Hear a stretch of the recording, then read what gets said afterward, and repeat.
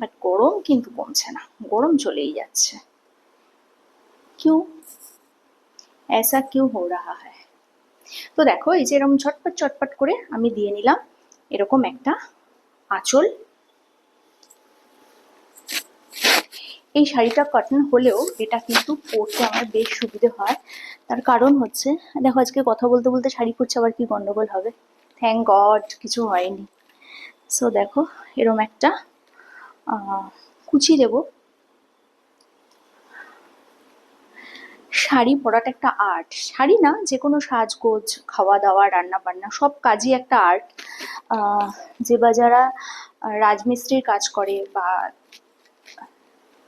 যারা একটা সিনেমা তৈরি করে, যারা সিনেমা অ্যাক্টর অ্যাক্ট্রেস, তারা তো অবশ্যই শিল্পী, কিন্তু যারা ঘরবাড়ি বানান বা যে কোনো জিনিস তৈরি করেন তারাও কিন্তু শিল্পী।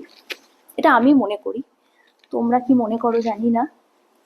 বাট আচ্ছা, এই যে এখন আমার শাড়ি ধরার কেউ নেই, সো দেখো আমি নিজে নিজেই কুচিটা ঠিক করে নিলাম, বলতে যাচ্ছিলাম সারাই করে নিলাম।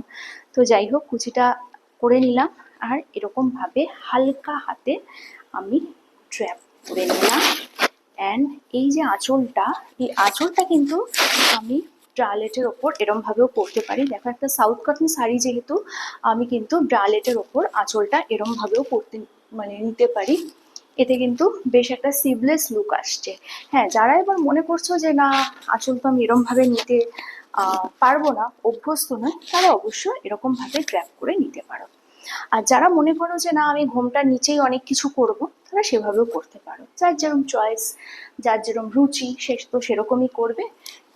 কেউ খোলামেলা পোশাক পরেও ভালো, আবার কেউ ঘোমটার নিচেও নাচানাচি করে। তো যাই হোক এই যে পরে নিলাম শাড়িটা, কেমন লাগছে সেটা বলো। একটা কটন শাড়ি কিন্তু সুন্দরভাবে পরলে এটা কিন্তু কি বলবো অনেকটাই বেশি গ্ল্যামার বেড়ে যায়। আর এটার সাথে খুব বেশি গয়নাগাটি পরার দরকার নেই যেহেতু গরমকাল। তবে আমি প্রেফার করব শাড়িটার আঁচলটাকে একটু যদি ডিফারেন্ট ওয়েতে না নিই তাহলে তো আবার আমার ভালো লাগে না। আমি যেহেতু এটা কটন শাড়ি এবং ব্রালেট দিয়ে পরেছি, সো আমি এটাকে কিন্তু এরমভাবে নেবার চেষ্টা করব। জাস্ট আমি এরকম ভাবে নেবার চেষ্টা করব। একটা কটন শাড়ি একটা ব্লু ব্রালেট দিয়ে কিভাবে পরা যায় সেটা কিন্তু এরম ভাবে নিতে পারি, আর কোমরে একটা কোমর বিছে পরতে পারি, ভালো লাগবে। কিন্তু যেহেতু গরম আমি ওটাকে একটু অ্যাভয়েড করলাম, কোনো গয়নাগাটিও পরিনি, জাস্ট কানে একটা হোয়াইট কালারের ঝোলানো দুল পরে নিয়েছি। এবং দেখো এই যে আমি পরেছি, এটা হচ্ছে আমার ফাইনাল লুক। কেমন লাগছে অবশ্যই জানাবে। এবং পুরো ড্র্যাপিংটা যে তোমরা দেখলে, ড্র্যাপিং এর কোন পার্টটা তোমাদের বেশি ভালো লাগে? শাড়ির কুচি দেওয়া না আঁচল পরা, কোনটা? আর শাড়ির কোন জায়গাটাতে কুচি বা আঁচল এই দুটো পার্টের মধ্যে